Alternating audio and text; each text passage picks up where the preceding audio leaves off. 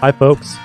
My name is Eric Barnett, and I'm a singer-songwriter from Charleston, South Carolina. You're listening to Songs of the Unsung. Songs of the Unsung is a podcast where I talk to fellow singer-songwriters about music, their influences, and their songs. This week's guest is Hollyn Belle. Hollyn Belle has been playing around the Charleston area for 5 years now, starting at open mics when she was just 13 years old. Don't let her age fool you. Hollyn Belle has an extensive catalog of original songs that she's written. She's influenced by Taylor Swift, Casey Musgraves, Harry Styles, Maren Morris, and others. Hollyn Belle and her family, the Hills, are some of the first people I met when I moved to Charleston, and I'm grateful for their friendship. Please enjoy my conversation with Hollyn Belle. Thanks for stopping by today, Hollyn Belle. Thanks for having me. I've known you for a while now, since you were just a youngster, still a youngster. But I think I first saw you and Robin at the Elliottboro Mini Bar. Yeah, I think that's right. Yeah, you guys came out to one of the open mics, and I was brand new in town, brand new to the open mic scene, and you got up and played some songs, and I think I didn't know at the time they were your own songs. I just thought, wow, she's up there playing some really great songs and writing songs from a really young age and playing a whole lot of open mics at a really young age. Yeah. Since then, I've seen you at many open mics, many gigs. Your family has been really great to Andrea and I when we first moved to town and the whole time since. One of the first groups of people that we've hung out with and been really helpful to us, and I appreciate that. Oh, well, we love having you guys as friends. I mean, I would not have the social media content that I do without you. You really have helped me so much, in terms of I don't know. I don't want to say branding, but kind of, because I had no idea anything about social media or anything, how to promote myself.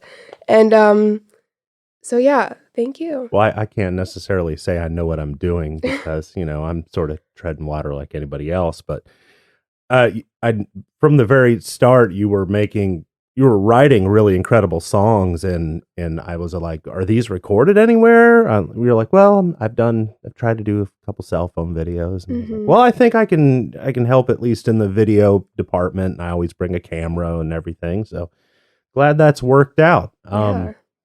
So a couple good resources to learn about Hollyn Belle and her music are the MuFix Songwriter of the Month that she did, March 2019, interview with Kevin Church, and then she played her song Cards. Also a really good Post and Courier interview with Mary Regan. Regan? I think it's Regan. Mm-hmm. And that's really good information too.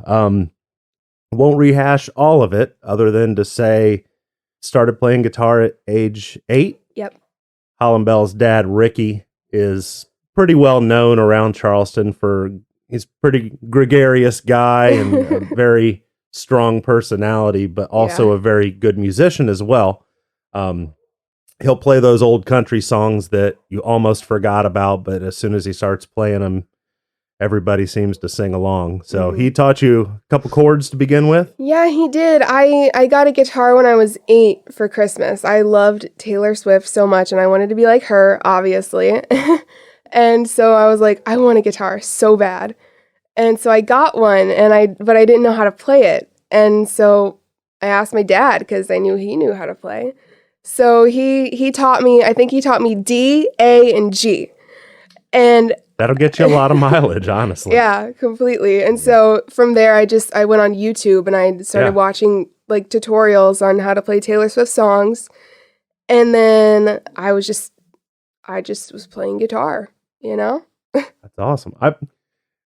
I don't mean to sound like a boomer and get jealous of an entire generation of people, but I wish so badly that YouTube existed when I first picked up a guitar, and wish, I mean, it is what it is, but it's such a good resource. Oh yeah. To be able to look on there, and at any skill level, I encourage anybody out there who's even thinking about playing guitar, regardless of your age, skill level, musical experience, you can go on YouTube and it'll get you a long way. Oh yeah, totally. I don't know what I would have done if I had to learn chords from like a book or something. Yeah.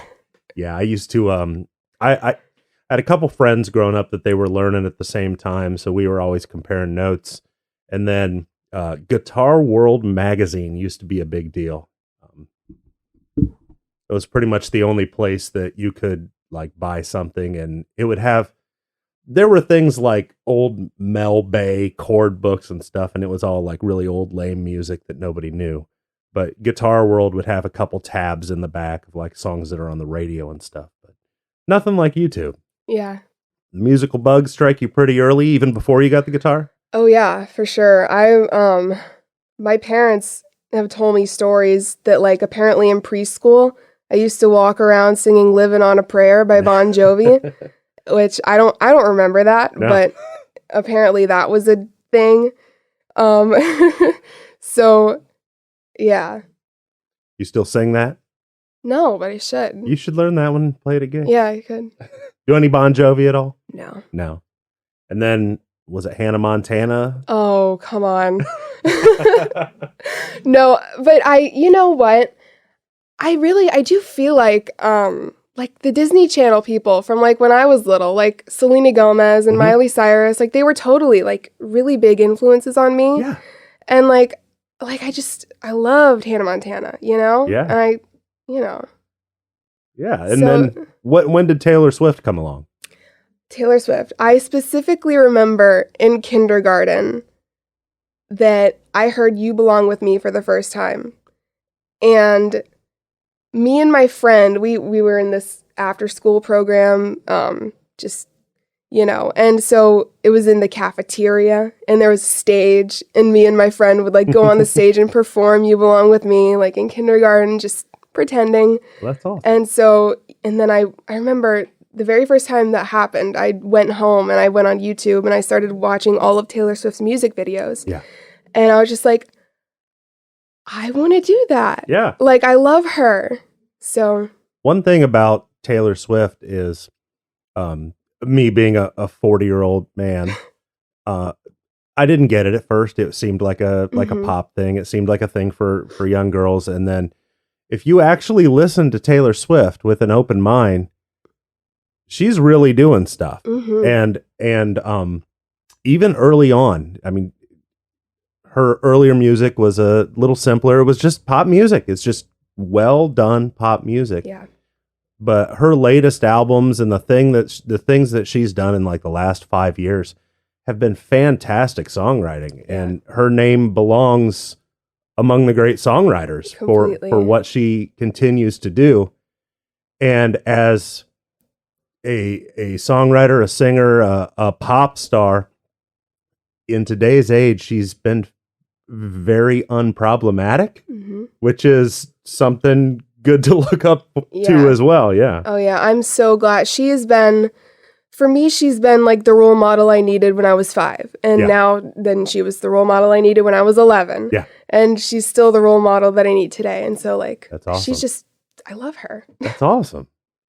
I've seen you do quite a few Taylor Swift songs. Actually, I'm a lot more familiar with your versions of a lot of her songs more than hers. In fact, there's so many times that like Andrea and it'll be like in Target and there'll be a song come on the radio. I'll be like, I hear Holland Bell play this one. And Andrea's like, you don't know this song? No, I don't. I know Holland Bell's version of this song. This one's all right, I guess. I don't think I like her version better. Oh, well, very cool. What are other songwriters or musicians that kind of got you into it? Just recently, like a couple years ago, I discovered Casey Musgraves. And man, I didn't know how much I appreciated like real songwriting until I like heard her, and I was like, it just like every lyric just like fits exactly in her songs. I don't know how to describe it, but it's just like she's such a good songwriter, and it really opened my eyes to like just wanting my songs to kind of feel like that, feel like every single word fits, you know? Yeah. It said, you said you started writing songs at age 12? Yeah. Mm-hmm. Wow. Yeah, I feel like I've always been writing. Like I remember being really little and starting to like write books, you know, like just Yeah. but I could, you know, I never finished a book. Right. I don't think, yeah, so songs are definitely a lot easier to write than books in terms of my attention span. So, I remember like when I first started seeing you play and you were started saying that, hey, these are songs I wrote.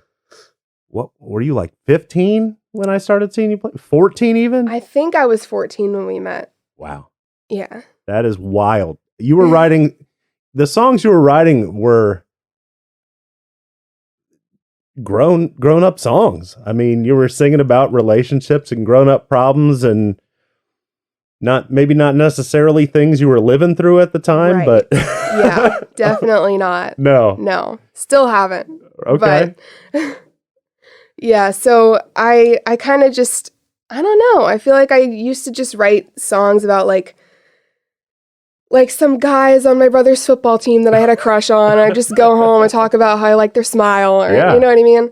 And, cause yeah, I mean, I've never been in a relationship before and I've kind of just, or I'll listen to a song. Yeah. And I'll just hear that and I'm like, oh, that's a good story. And then I'll see a movie and then I'll see like the two people in that movie and I'll think about that and just like creating stories in my head and then writing them down. And Do you have like sometimes just like one line strikes you and then you're like the rest of the song just kind of writes itself based on that? And that is the only way that I write songs anymore. Yeah. I feel like I can't force myself to write a song because it's not going to happen. Yeah. Like I can't do that. You put pressure on yourself when you do that. And Yeah. I can't like sit down with the intention to write a song. Yeah. I can't do that. It feels kind of inauthentic and I feel like I never really like put effort into songs. Like I don't know. Like I feel like I just like receive a lyric from somewhere in my brain and then there it is. I'm so jealous of that. I always ask my guests on this podcast, like, do you ever sit down specifically to write a song? And it sounds like you don't, but most people I talk to say, you know, I wish I had the time to try that. Mm-hmm. You know, a lot of people are either not part-time musicians, full-time at a job, or full-time musicians that are gigging around town crazy and everything. And a lot of people I talk to are like, oh, I wish I had the dedication to sit and do that. But that sounds like maybe that's something that you don't even care to try. Yeah, I mean, not anymore. When I first started writing songs, I kind of did that because I was just so excited. I was just like, I realized I could write songs. And I was like, I got to keep doing this. And it was like my favorite pastime. And I would just spend all day writing songs. And like, they would just come to me. But now I feel like I really have to like, I don't know. I have to have the right song. Like I can write like a few lyrics. My notes app in my phone is just an endless list of just lyrics after lyrics after lyrics that don't like belong somewhere yet. But you know, they could one day. And I can't sit down with the intention to write a song because I just know it's not going to be like a great song. Okay. Yeah. You ever start on something and you work on it for just a little bit of time and you go, nah, this isn't going to be anything. And you just shut it down. Right. Yep. Yeah. I'm that way, but it ends up being every single song. I think you'd said in the interview with Mary that at that time you had like 50 some songs that you've written. I honestly, I lost track of that a long time ago. I don't even know. I should have been writing down the names of the songs that I've written, but I didn't. Yeah. So, you know. Got to make the list. One thing I've noticed about you in the time I've known you is, at least to you, it seems like you think your songs, as soon as you write a new one, the oldest one you don't think is good anymore. Like, it's a complete recency bias to your newest songs. Yeah, you're right. I definitely feel like and part of it is that I just feel like I started writing songs when I was 12, you know? So I've definitely outgrown some of the songs that I wrote back then. And my mom's like, "Oh, you need to play cards at your gigs every time." And I'm like, "I don't know." Cards is still a great song. There's no reason to be embarrassed about a song like Cards. There's no reason to say, "Oh, that's a 12-year-old song." That is a good song. Well, thank you. One thing I always kind of pester you about is, are you recording these songs? Are these songs going to be out on anything? Yeah. You know, and you're like, "Well, I recorded those songs and now I sound a little older." And then maybe I found a different version of this song. And before you let those old songs completely fall off the map, just put them out there. I mean, people want to hear those songs.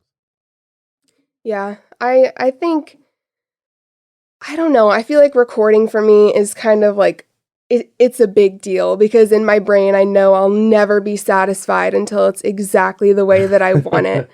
And like, a couple years ago, I was having lunch with this guy in Nashville who works for Big Machine Records.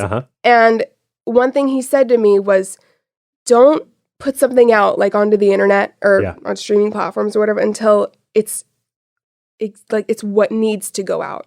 Yeah. And I don't know, that kind of just stuck with me. I was like, yeah, that makes sense. Because like, if you put something out and someone listens to it and they're like, okay, cool. And then you go back and you do it later, but it's like the real thing. Yeah. You'll be like, I've heard that before. So I get that. Yeah. I get that. I mean, there's different schools of thought to things. Yeah. So starting out, it was just guitar at the beginning? Yeah. I mean, I kind of dabbled in piano, but it wasn't like, I was not like good enough to like play out. Well, I know you play piano and you've had a piano at some of your gigs there. Yeah. Did you have any lessons in anything? No. Completely self-taught? Yeah. Oh, very cool. Did you ever like play anything in band or anything? Well, in middle school, the 1 year that I went to public school in middle school, I was in orchestra and that was really fun. I played the viola for a little bit. Okay. Yeah. I don't know how to play it anymore, but it was really fun. Something about not having frets makes it very difficult. Yeah. And bowed instruments is one of those things where until you're very, very good, you kind of sound terrible. Exactly. It's so hard to make those bows sound right. Mm-hmm. Still play piano? Still practice on that? Yeah, all the time. I know your brother Riley has started playing bass with you. Mm-hmm.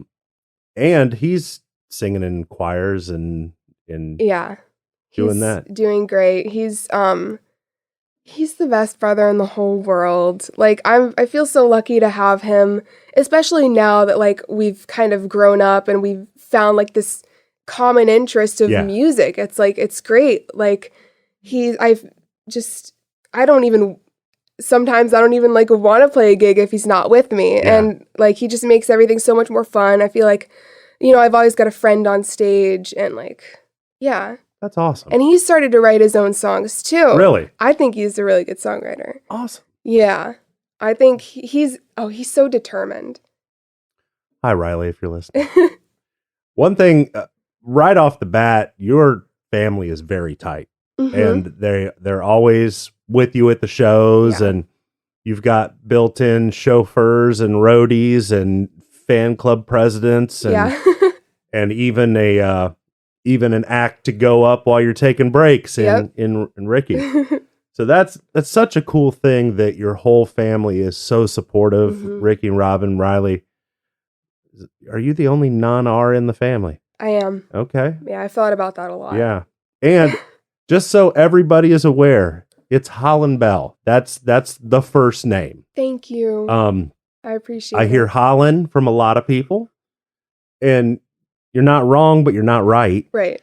And it's such a very good stage name, Hollyn Belle. Yeah. On your music page and things, it's just Hollyn Belle at this point, right? It is. So if you put out a record eventually, is it going to say Hollyn Belle? It's It's going to say Holland Bell. Going to say Holland Bell. Yeah. Very cool. Yeah. I definitely feel I'm the luckiest girl ever to have the family that I have. I don't know where I'd be if my mom didn't let me like take my path and like do online school and, you know, graduate early, take a gap year just to pursue music and like, you know. Yeah. And having the best. Having them drag around PAs and set things up and gosh. And she's really good about making sure your hair's just right when we do that. It's great. I mean, you've got your own personal assistant. There's going to be a time that comes along when, you know, when somebody else steps in that role and you're going to be like, well, this is how my mom did it. You need to do my hair like that. For sure. I know what I'm supposed to look like. That's correct. And it's worked. I mean, you're gigging around town. I mean, when did you play your first gig? I got my first gig when I was 14. It was at McCann's in Mount Pleasant. And it was really fun. I was so nervous about it. Yeah. Because it's really hard in the beginning to like put a whole set list together. Yeah. And also I don't know what I would have done if my dad hadn't been there to like fill in the gaps when I was on a break, because I took a bunch of them that night, but yeah. Well, even when I first moved to Charleston, I didn't have 3 hours of music together, and that's a lot of songs. It is. Especially, you know, when somebody has like a lead guitar player or a harmonica player, or they got something else going on that they can stretch those songs out a little bit. Exactly. It's not cheating. It's a great thing. Yeah. But if you don't have any of those things, you got to know so many songs. Yeah, you do. And you get so many requests in Charleston too. Yeah. That's a hard thing for me because I don't know any popular songs. How do you usually deal with all the requests you get? Well, you know what? I don't know if I've gotten like so many like requests that I've like come up with a response beforehand that I know I'm going to tell someone if they request a song. But also, I usually don't know the song that they request. And it's so awkward. But I feel bad because like I would play a song if I knew it. Yeah. But yeah. People always tend to ask for songs that are probably older than you are. Oh, yeah. I mean, I was born in 2003. Yeah. So like. I feel so crazy old. You did learn a song, though, that I suggested. Hollyn Belle plays Kiss Me by Sixpence None the Richer. Yep. But she's like, well, that's a weird song. But people who are my age, like, if she looks around and sees a whole bunch of bearded dudes like me, she'll launch into that tune. Oh, yeah. And boom, she's got them. Yeah.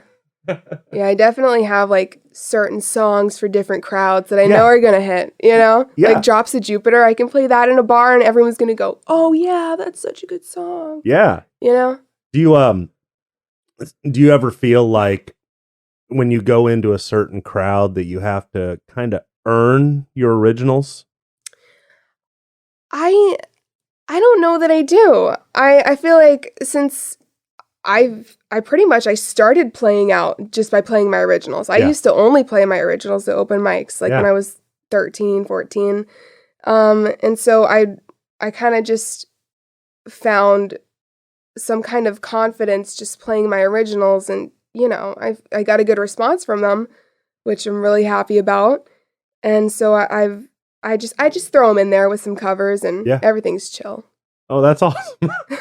I always feel like, well, I'm a 40-year-old bearded white man, and there's about 300 of us running around town playing songs. So when they look up and see me, they're like, okay, here's the 15 songs that you need to play to make me happy. And I generally don't know a single one of them. Mm-hmm. So that's hard to do. One thing, and this is along the lines of me, you know, making sure people realize that your name is Hollyn Belle, not Hollyn. I throw this out a lot with you. I hate it when people say for her age. I don't know. I just get offended on your behalf because I hear a lot of, oh, she's so good for her age, or she's so good this. don't qualify it. Mm-hmm. She's good. I mean, I think that a lot of people see a now 18-year-old, but at the time 14, 15-year-old girl running around and sweeping some of these songwriters right off the stage with her songs, and they kind of want to put her in a bit of a box. And no, Holland Bell, I mean, get on the ground floor with Holland Bell, because she is gonna, if she can manage to record songs that she's happy with and let them out past the goalie, she's gonna go somewhere. Thank you. I So- really appreciate that. Yeah, I remember you said that one time, and I was like, huh, cool. Haven't you heard that though? All for the her time. age, Like and it's- and I never thought anything of that until I heard you say something about it, and I was like, wow. it's I don't believe people say it to be demeaning. Yeah, I don't think they right, do. no. Maybe some do. If they do, it's coming from probably a place of jealousy. Yeah.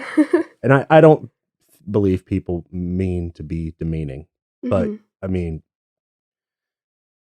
on one hand, you were and are young, and sure, for your age, for any age, Mhm. you're doing well. But at the same time, how hard is it as a 14, 15-year-old girl getting up there with a bunch of old men and playing songs? It's got to be scary, right? I don't know. It kind of made me feel special. Yeah. Yeah, Yeah. I felt like I never had to I don't know if I should say this because I don't want it to come off as arrogant or whatever, but I No, never don't. felt like I had to compete with anybody to get some attention, you know what I mean? Yeah.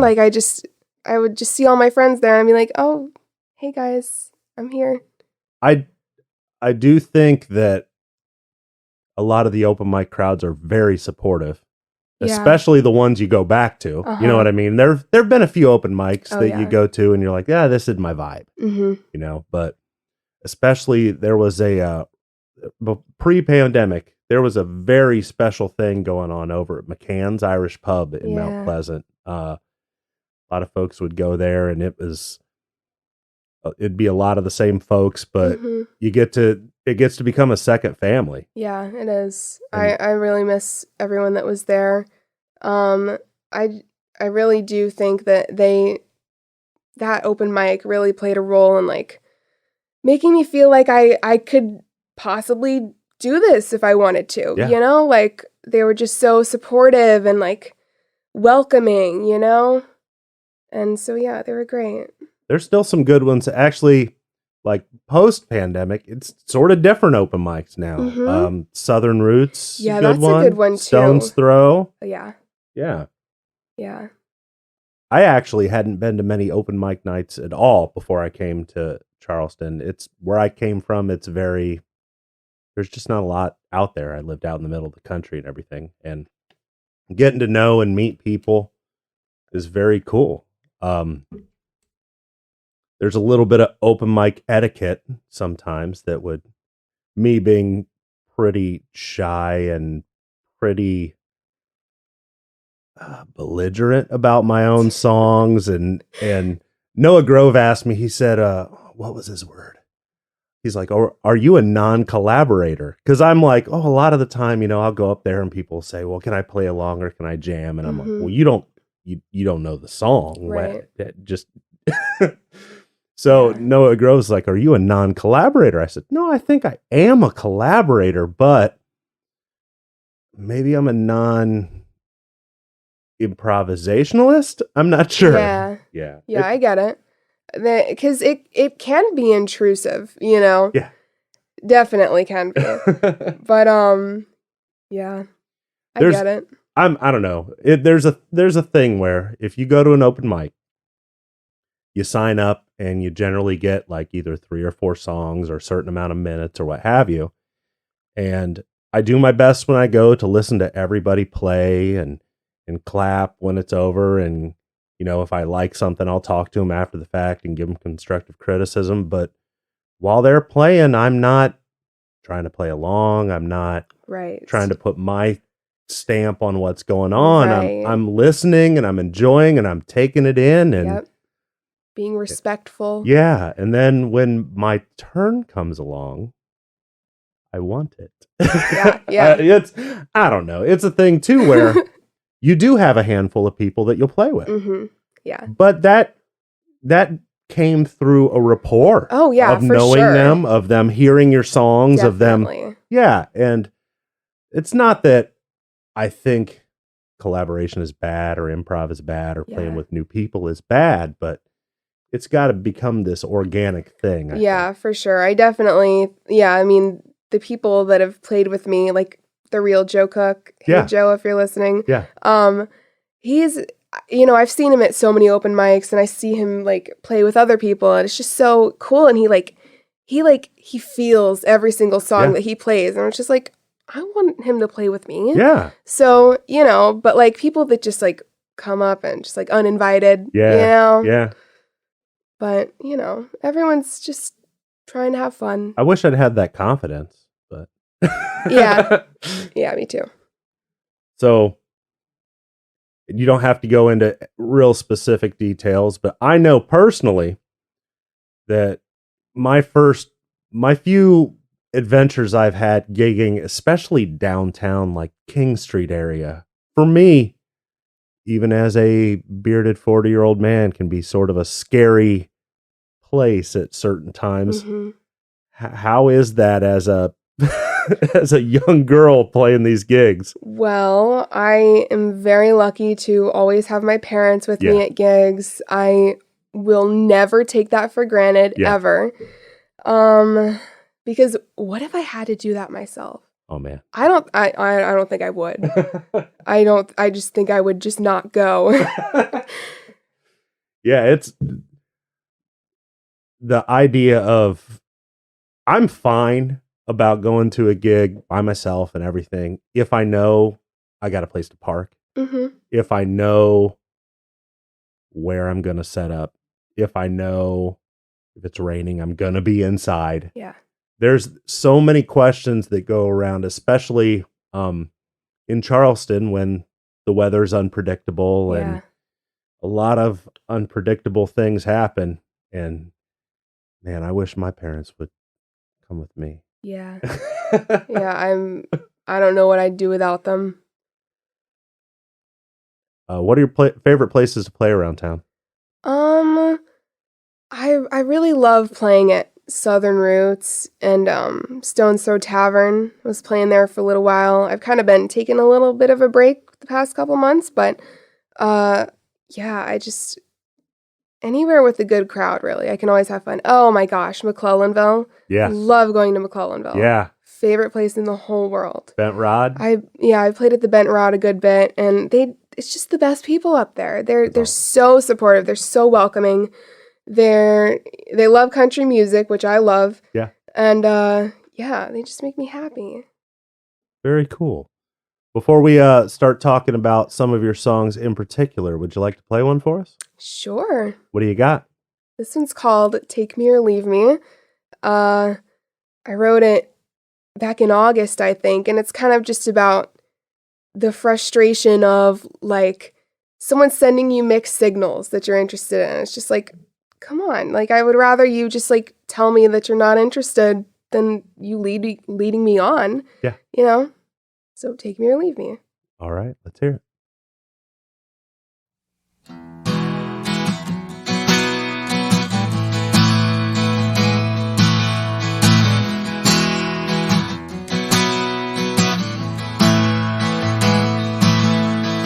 You fly me to Mars and then you leave me there.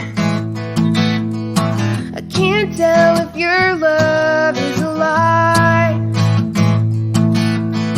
You say I'm all you want and then you disappear. It's never hello, but never goodbye.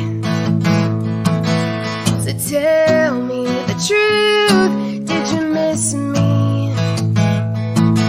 Or does it just suit you occasionally? Take me or leave me, just don't lead me on. If it ain't my way, take to the highway and get on.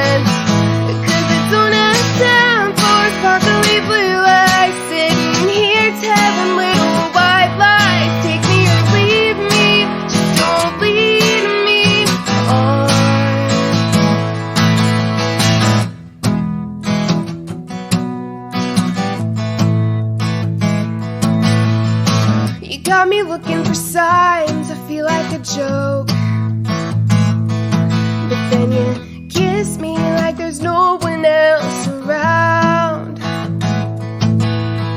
And sometimes you look right through me, but then you say my name like it's your favorite sound. But tell me the truth, where's this going? 'Cause I'm sick and tired of not knowing. Take me or leave me, just don't lead me on. If it ain't my way, take to the highway and get gone. 'Cause I don't have time for sparkly blue eyes sitting here telling little white lies. Take me or leave me, just don't lead me on.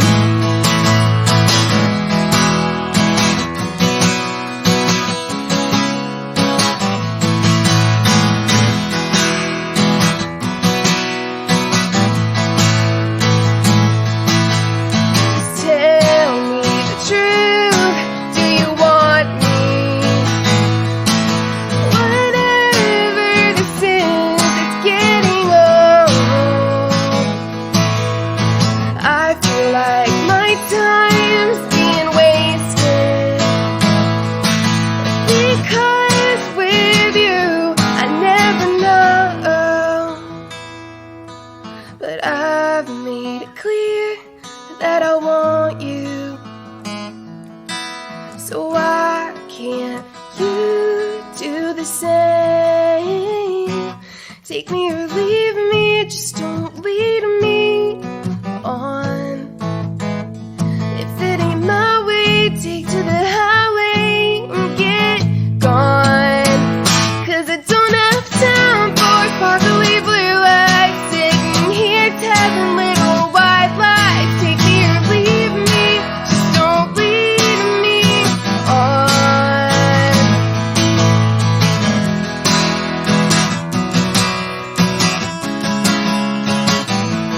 If it ain't my way, take to the highway and get gone.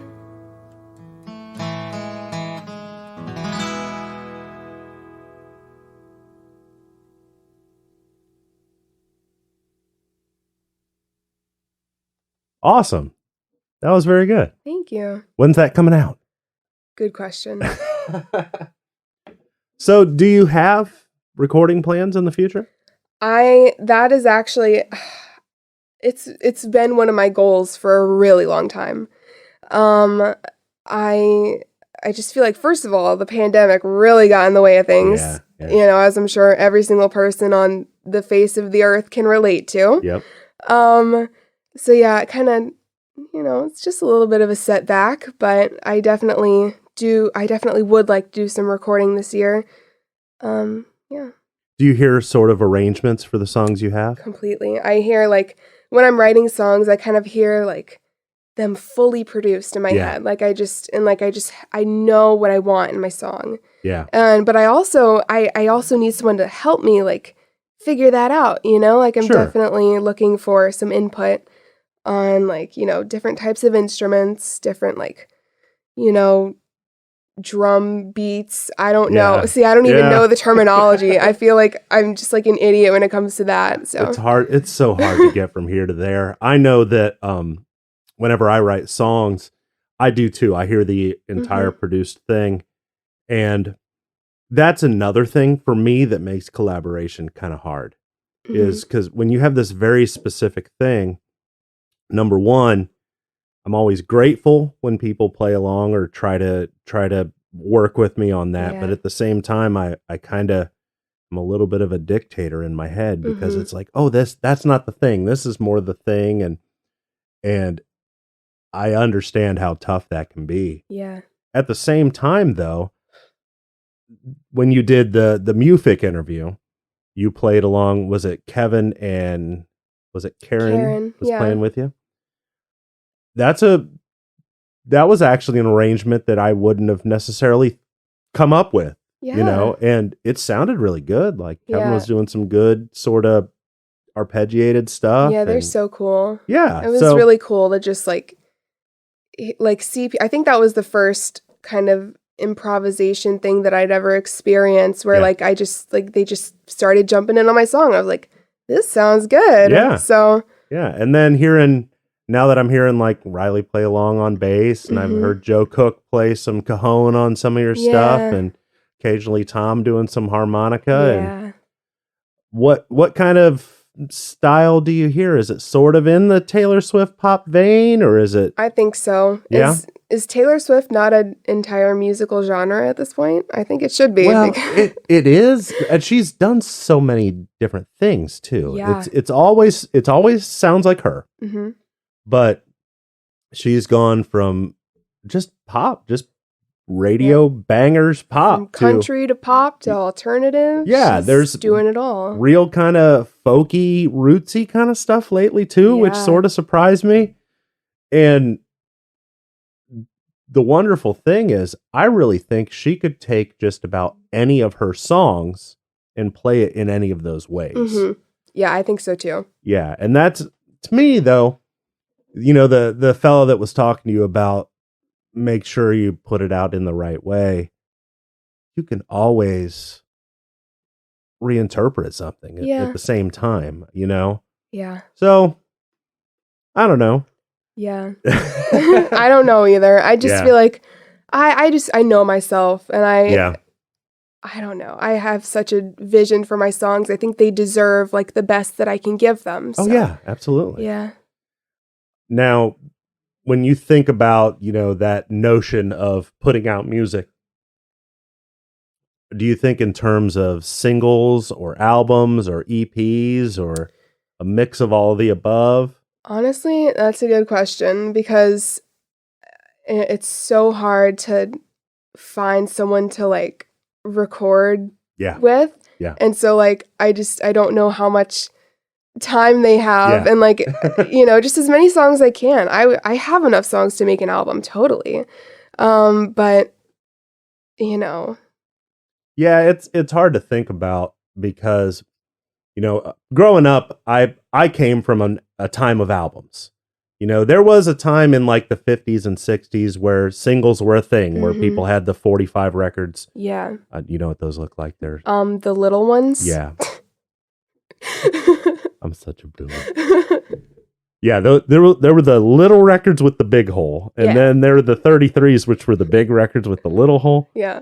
She gets it. But, you know, you'd have people putting out singles because they had jukeboxes, and people would put the single in the jukebox, what have you.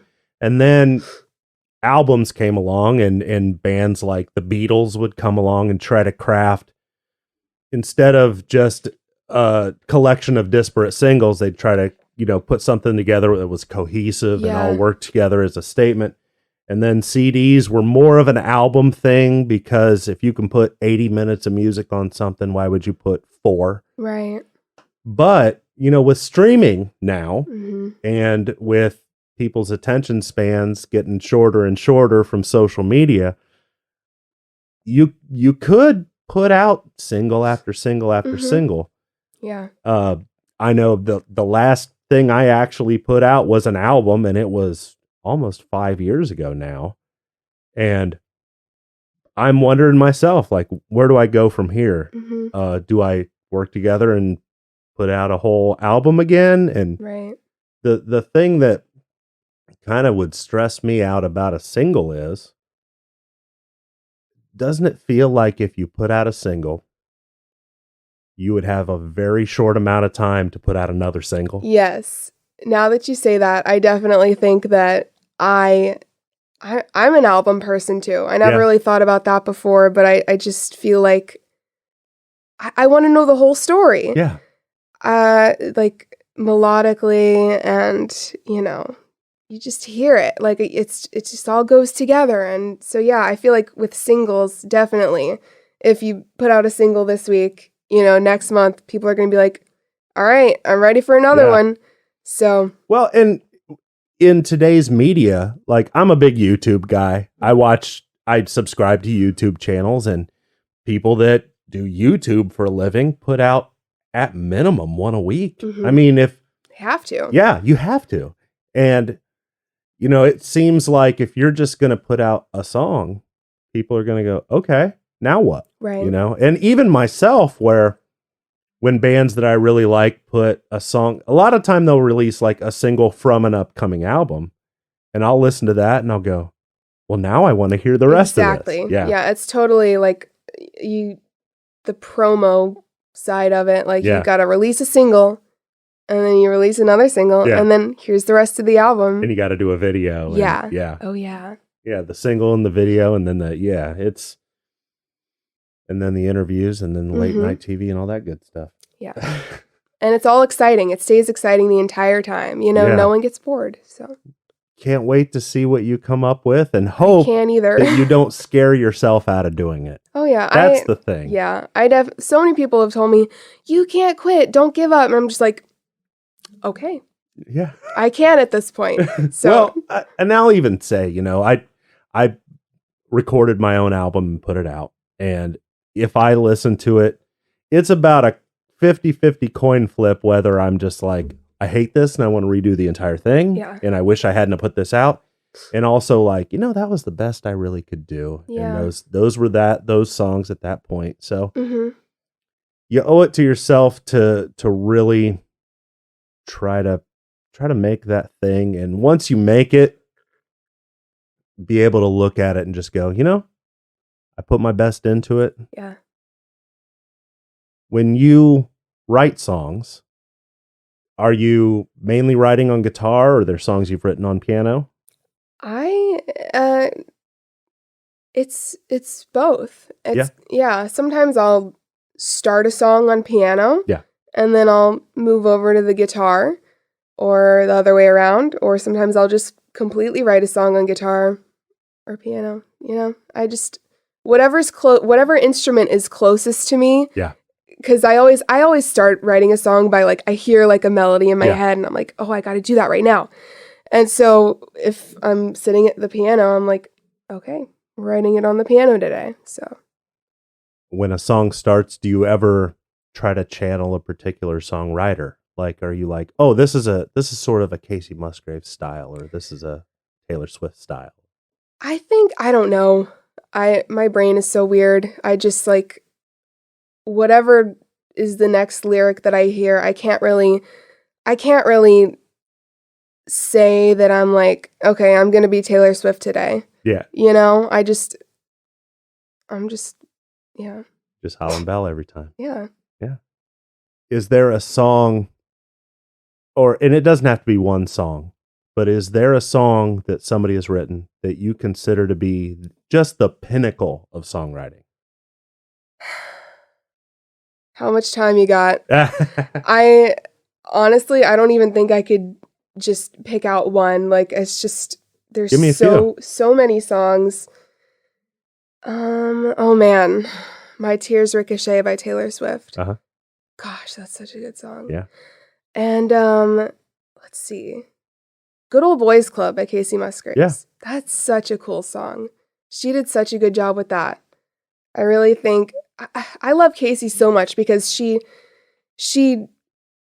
heard, what is it called? Like their discography? No, their catalog. Yeah. Casey Musgraves, her catalog is just, it's got so much variation in terms of like what each song is about.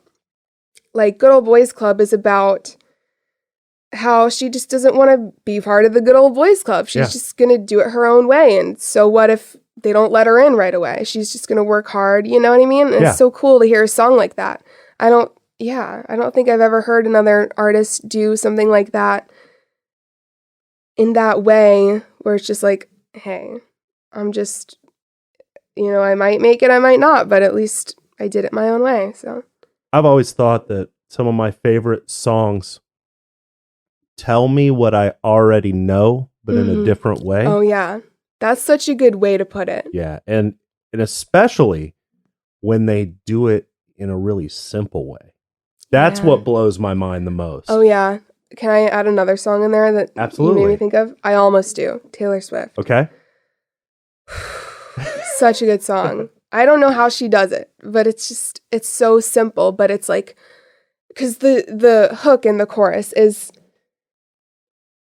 she's basically talking about every time I don't, I almost do. And she's talking about how she wishes she could run to him and she could, call him. She wants to call him so bad, but she knows that she shouldn't because it was not a good situation. Yeah. But the way she says it is just flawless. It's like, every word in the song, it fits exactly. And like, it's such a good song. I need to listen. I need to listen to more Taylor Swift. Listen to all of Taylor Swift. just all of it. Start with Speak Now. Okay. Speak Now. Yeah. Oh my gosh, I think that might be my favorite album of hers right now. I have a few Taylor Swift specific questions for you. Okay. Because there are some things about her career that really interest me. Mm-hmm. Do you prefer the original versions of the albums or Taylor's versions of the albums? I don't know. I don't know if I have like a clear answer for that because obviously there's so much nostalgia. I'm so proud of her that she owns her own music now. And she said, I'm going to do this.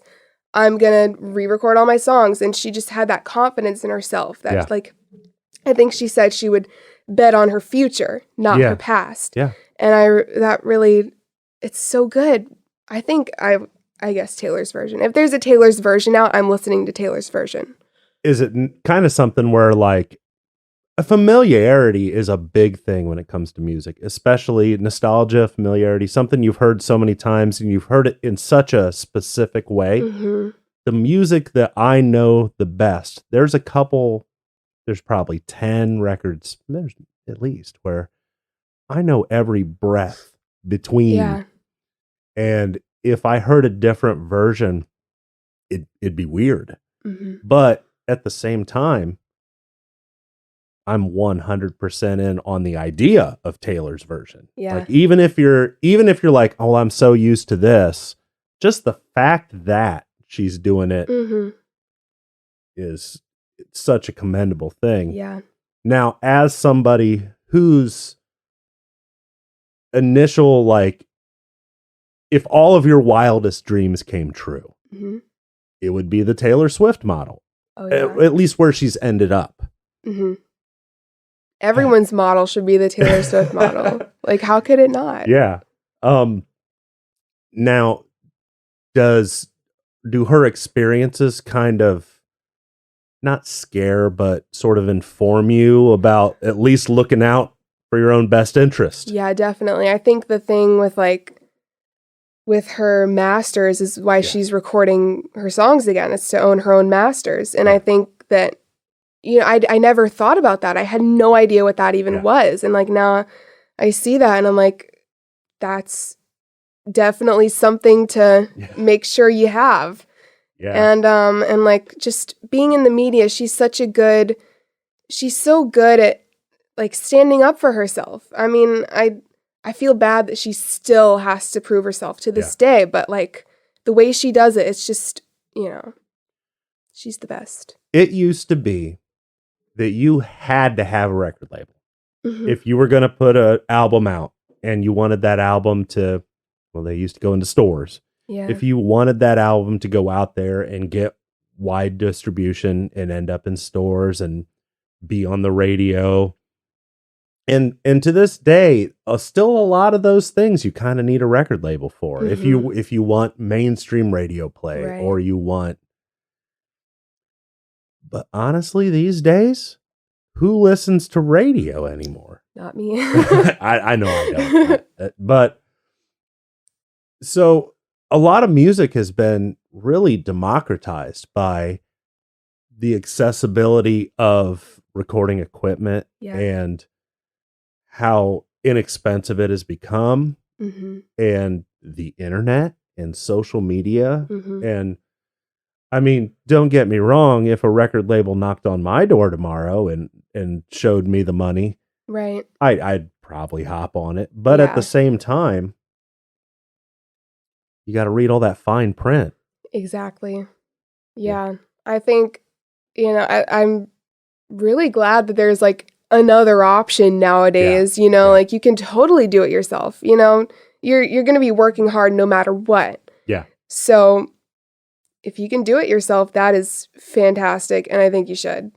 I remember early on, I was talking to you and Robin, and I was like, so what's your plans? What do you think you're going to kind of do with these songs of yours? And like, well, maybe I'll make a demo and try to get it in the hands of right people and go from there. Has that idea kind of moved on from that, or? I think so. I think like with streaming and everything, I think that's probably the best way to build an audience, and like especially on TikTok. Like if you had stuff recorded and put your song on TikTok and it goes viral, like you're there, you know? So yeah.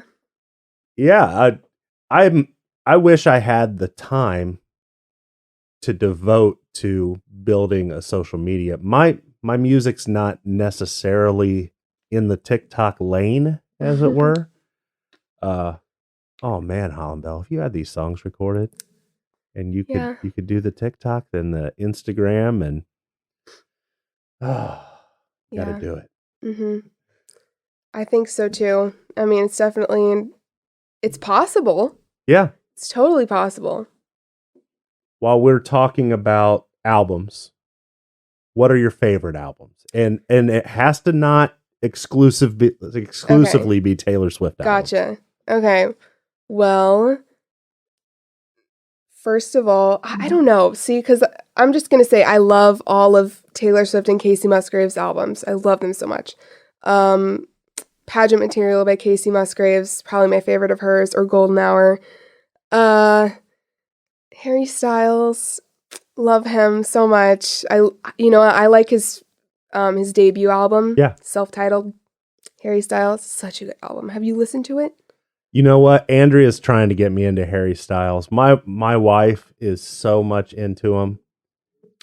She went and saw him with her friend, and there's a big Harry Styles poster hanging in my living room.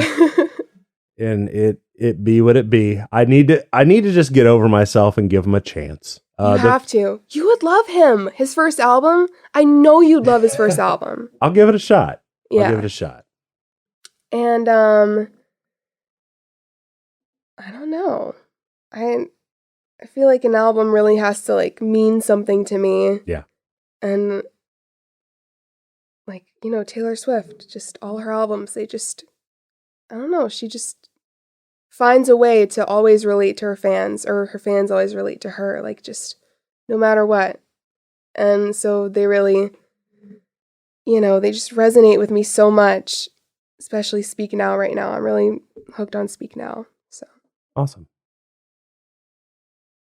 Got another song you'd like to share for us today? Sure. What do you got?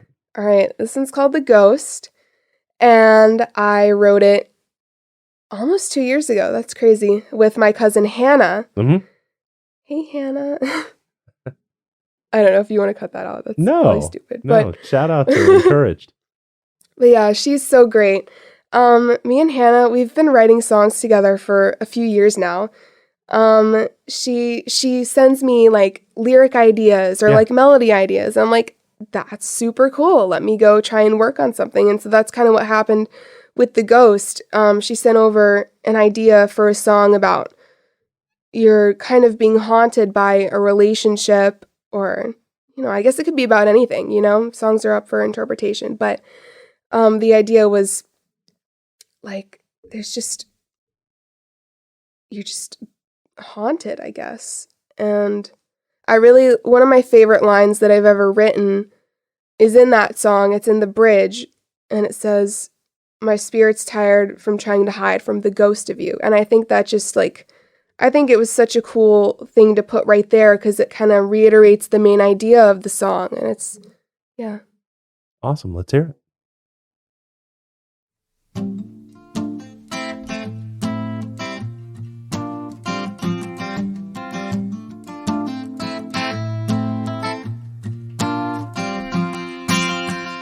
I see a smile in the back of my mind, flashing in the dark, flickering like lights. It kinda looks looks like yours from a distance, but it's unfamiliar, kinda twisted. He looks at me from across the room. If I didn't know, I'd swear that it was you. The ghost in my head kinda looks like you. I know I'm going crazy, it's too sad to be true. Hear the footsteps on my floor, sound just like you walking through my door. The ghost in my head kinda looks like you.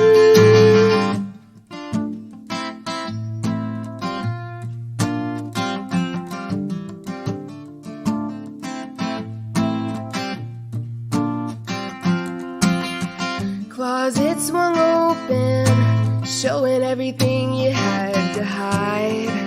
And now we're broken, like glass shattering in the middle of the night. And you know I can't breathe when you're being so cold to me. And you're all that I see in the mirror glaring back at me. I hear him scream, you were never mine. The way he sounds sends chills down my spine. The ghost in my head kinda looks like you. I know I'm going crazy, it's too sad to be true. Hear the footsteps on my floor, sound just like you walking through my door. The ghost in my head kinda looks like you.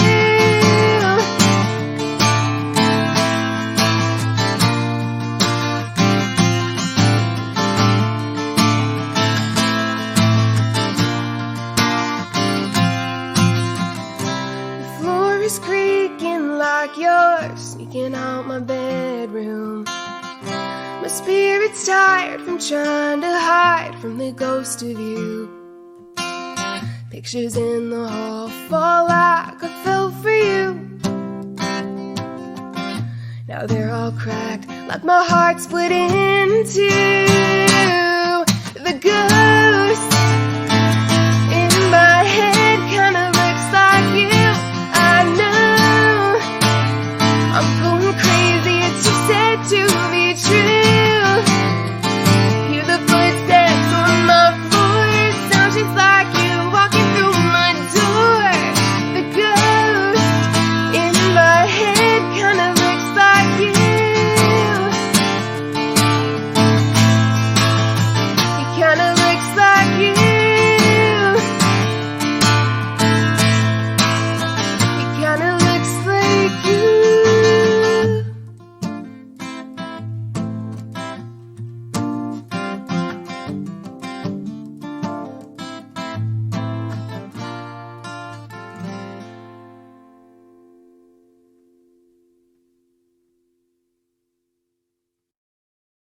That was awesome, Holland Bell. Thank you.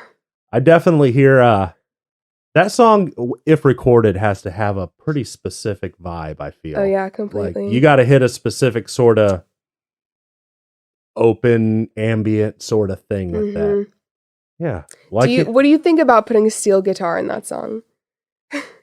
Do you think my so? answer is usually yes. Yeah. To that question, steel guitar belongs in so many songs. Because I don't know why, but it's like a dream of mine. Like if I could have steel guitar in every single song that I've ever written, I would just like, I want it. Yeah. So Yeah. Pedal steel players, hit me up. You know, I owned a pedal steel for a while. yeah, you Because told me. I thought I was going to learn how to do it.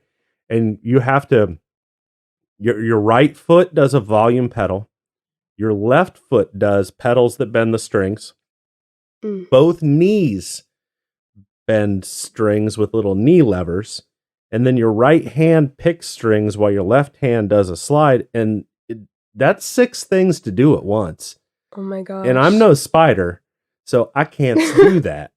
So sometimes I don't even remember how to turn the windshield wipers on in my car.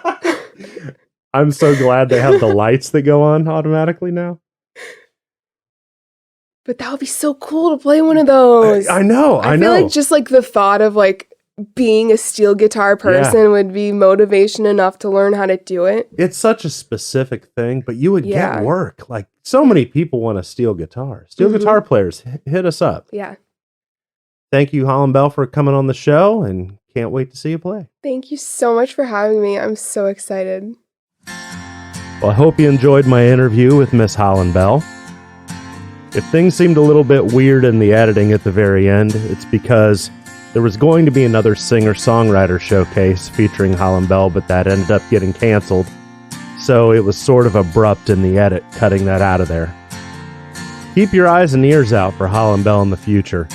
She writes some really fantastic songs, and when she gets them recorded, I really feel like she's going to go somewhere. This is our chance to get in at the ground floor. Thank you so much for listening.